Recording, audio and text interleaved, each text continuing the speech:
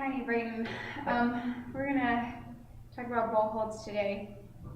And bass is a little bit unique in the string family in that there are two different types of bowholds that people can choose to use, and most players just end up making a decision about which one they want. There are advantages to both, but for you, we're gonna teach both, and then you can decide later if you want to play bass ever. So the one that you've got right now in your hand is a German bow. It's got the longer nut and a really big frog. And so with German bow, I want you to hold it in your right hand right now. Hold the stick in your left hand, like I'm doing. Yeah, so you just let go. So then you hold your hand up this way, like here. Yep, holding it out, and then this back part of the frog comes in right against the palm of your hand, so the top of the nut, or the top of the frog is sitting at the webbing between your index finger and your thumb. Yeah, so you can go ahead and actually slide your hand all the way up into that. There. Good, so then your thumb comes across into the,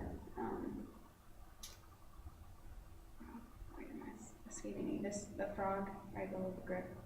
So you've got the back of your hand against here and your thumb comes across. Good. And then your top two fingers come across on the top of the stick, opposite the thumb. They should be bent. This is a little bit more difficult for people with small hands, like me, and I know your hands are not super large. So you want your fingers still to be kind of curved, but for you that might be a little bit of a stretch. It is for me. That's okay. Just keep them, you want them to be nice and relaxed, not like reaching to grab out. Then your pinky comes in and touches the metal part. This part here is called the ferrule. So your pinky comes Ferrule? Ferrule. Ferrule. F-E-R-R-U-L-E. So your top two fingers are across from your thumb, and then your pinky comes in and rests on the ferrule. And then your ring finger is just kind of relaxed, hanging out. It doesn't need to squeeze through the middle, and it doesn't need to actually rest anywhere. It actually just kind of hangs out.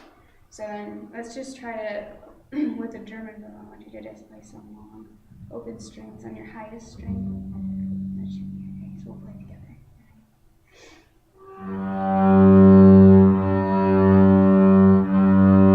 Good, so I want you to open up from your elbow this way.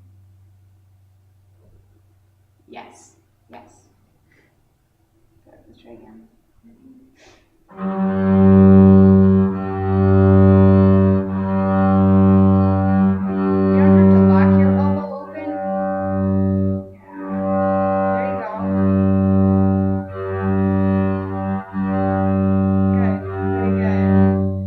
With bass, I know you helped me do viola videos earlier, and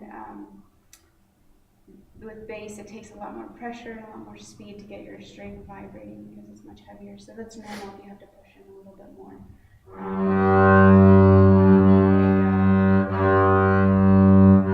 Excellent. Yes, that looks great, nice and relaxed. You keep your your pinky is planted on the ferrule, and your top three fingers are your other anchor. Your middle fingers, your third fingers just hang out. So that's your German bow. You did great. I'm going to actually take that bow and do now the other type of bow, which is called a French bow. The French bowhold is similar to what violinists and violists and definitely cellists play. The main difference between French and the main difference between a cello and bass bowhold and violin and viola is the location of the pinky.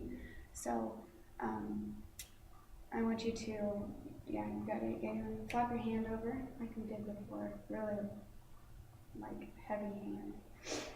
Yep, so your pinky actually now is sitting, this circle here, yours actually does not have an eye, but if you were to imagine a circle there, sometimes it's made of mother of pearl. That part's called the eye, and we want your pinky actually covering it.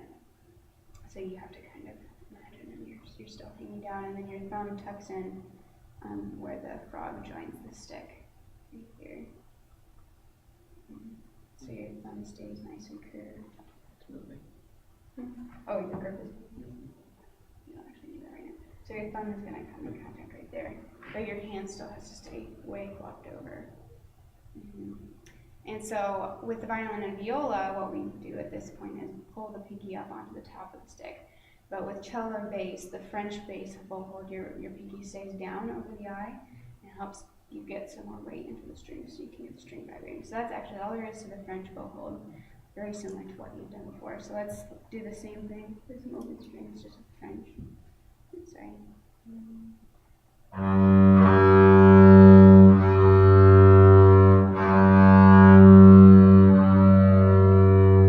Use your elbows. Yeah, you don't have to lock it, we just want more motion coming here and here.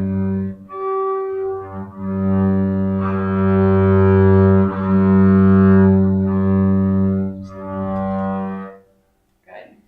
So a lot of the basics with a French bowhold are similar to what they would be on violin or viola, which is keeping your thumb curved and flexible. We don't want it locking curved or locking straight, which is easy to do because you have to push harder, but we want it all loose and floppy.